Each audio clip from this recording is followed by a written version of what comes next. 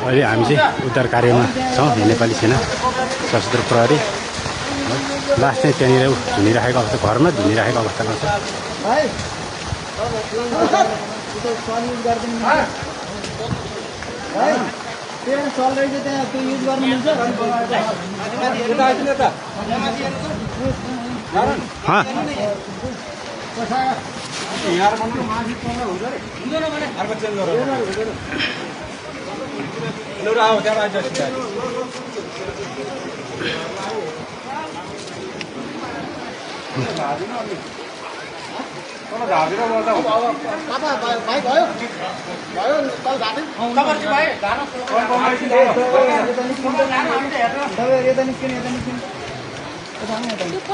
उता छेउमा नजानु।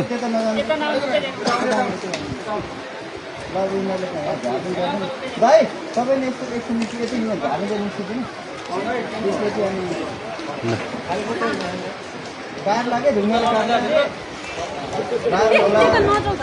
छेउमा नजानु।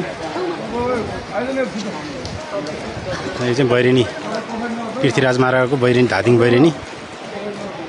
उहाँ चाहिँ महिला सशस्त्र प्रहरी हुनुहुन्छ। ल त्यहाँ बसेर सबैजनाले